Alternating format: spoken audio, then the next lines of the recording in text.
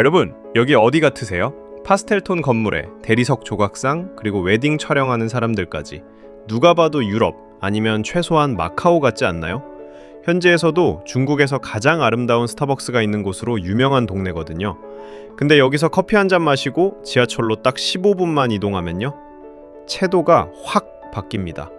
방금 전까지 우아한 파스텔톤 필터를 씌운 세상이었는데 갑자기 투박하지만 강렬한 붉은색이 화면을 가득 채웁니다. 마치 흑백 영화에서 컬러 영화로 넘어온 것처럼 공기의 밀도부터 다르게 느껴지죠. 재밌는 건 이 두 곳이 완전히 다른 나라가 아니라 같은 도시, 광저우라는 겁니다.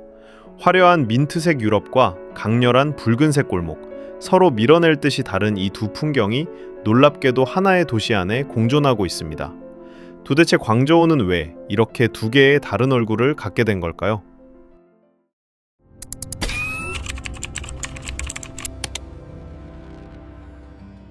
여긴 샤멘다오입니다. 온통 민트색, 아이보리색, 그리고 티파니 블루로 도배된 이 거리는 마치 유럽의 어느 거리와 같은 분위기를 풍깁니다. 근데 약간 현실적이지 않은 느낌이 드네요. 특히 오늘 이 비현실적인 느낌의 정점을 찍는 곳이 있습니다. 바로 스타벅스 샤멘다오점인데요. 뉴스에서 가장 아름다운 스타벅스로 뽑혔다는 그곳이죠. 보이시나요?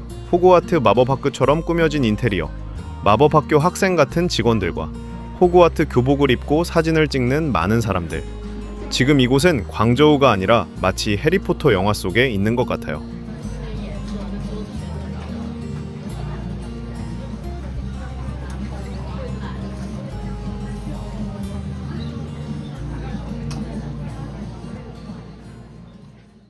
하지만 가까운 거리에 있는 후이지시는 공기부터 다릅니다. 화려하진 않지만 대신 투박한 진짜의 삶이 보이기 시작하죠. 거칠거칠한 붉은 벽돌, 그 틈을 비집고 나온 초록색 넝쿨들. 여기 런던 커피. 앞에 서서 벽을 한번 만져보세요. 샤멘다오가 매끄러운 CG 같다면 여기는 손때 묻은 필름 카메라 같아요. 거칠지만 따뜻한 온기가 느껴집니다. 두 곳을 여행하실 때 팁을 드리자면 오전 11시쯤에 후이지시로 가시는 걸 추천드려요. 햇살이 붉은 벽돌에 비칠 때가 가장 예쁘고 식당들도 그때 문을 열거든요. 그리고 샤멘다오는 해질녘에 방문하시는 게 국룰입니다. 낮에는 그늘이 없어 덥고 또 여긴 조명이 켜지고 야경이 시작될 때가 진짜 아름답습니다. 만약 곧 샤멘다오를 방문하신다면 스타벅스 앞에서 아름다운 하늘 아트를 사진으로 담아보세요.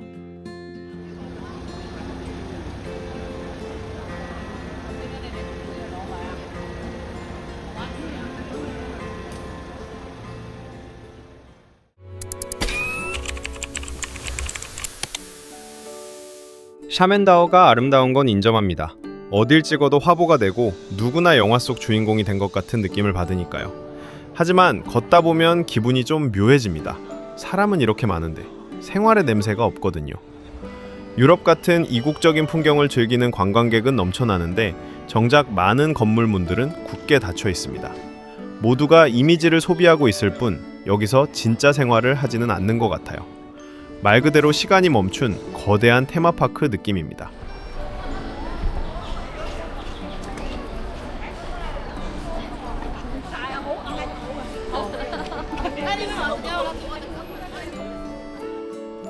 하지만 후이지시는 들어서자마자 소음의 결부터가 다릅니다.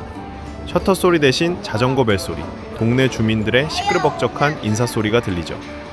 여긴 누군가에겐 잠깐 스쳐가는 관광지겠지만 이곳 사람들에겐 매일 밥을 먹고 잠을 자고 치열하게 살아가는 진짜 집이거든요. 그래서인지 이곳은 세련된 브런치보다는 투박하지만 든든한 끼니가 더 어울립니다. 학교 마친 아이들이 자오 아저씨네에서 산더미 같은 빙수를 퍼먹으며 웃고 떠들고, 출출한 직장인들은 마리코 레스토랑에 들러 두툼한 망고롤로 배를 채우죠. 40년 넘은 노포 예지텐탕은 동네 사람들의 공동 부엌 같은 곳입니다.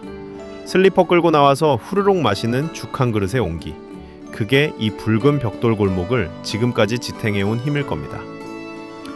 배를 좀 채우고 36SM의 커피 앞을 지나는데 고양이 한 마리가 늘어지게 하품을 합니다. 지나가는 사람들을 구경하는 건지 아니면 사람들의 귀여움을 즐기는 건지. 화려한 인테리어는 없어도 이 골목엔 이런 평화로운 여유가 묻어 있습니다. 박제된 화려함보다 낡아도 살아 숨쉬는 이 풍경, 보면 볼수록 매력적이지 않나요? 여러분은 어떠세요? 걷다가 낡은 기루 건물 1층 런런 커피에 잠시 앉아봅니다.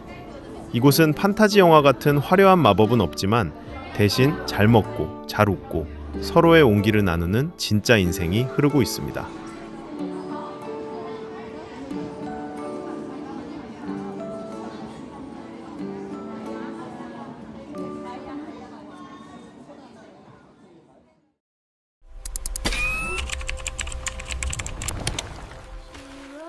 도대체 무엇이 가까운 이 두 거리에 이러한 차이를 만든 것일까요?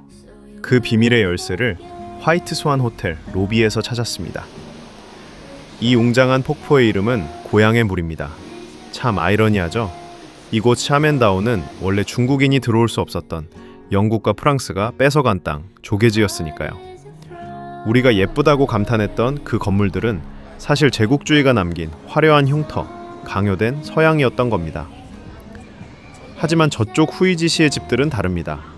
해외에서 성공한 화교들이 내 고향에, 내 가족을 위해 직접 벽돌을 날라 지은 집들입니다. 그걸 소양루라고 부르죠. 서양의 기술을 배웠지만 그 안에 담고 싶었던 건 나의 집이었습니다. 그래서 서양식 기둥 사이에 중국 전통 창살을 끼워 넣은 거죠. 누가 시켜서 지은 가짜 서양집과 내가 원해서 지은 진짜 우리 집. 그 차이가 100년이 지난 지금도 이 두 거리의 온도를 다르게 만든 이유가 아닐까요? 그래서 저는 샤멘다오의 대리석보다 후이지시의 저 투박한 붉은 벽돌이 훨씬 더 따뜻하게 느껴졌나 봅니다. 오늘 저는 서로 다른 매력이 있는 두 거리를 여행했습니다. 누군가가 강제로 남긴 차갑지만 아름다운 흉터 같은 샤멘다오와 중국인들 스스로 쌓아 올린 따뜻한 선물 같은 후이지시.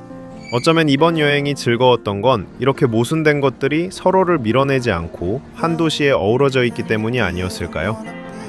화려한 야경 속의 숨은 아픔도, 낡은 골목 속의 숨은 자부심도 모두 지금의 광저우를 만든 소중한 조각들이니까요. 여러분은 오늘 여행이 어떠셨나요?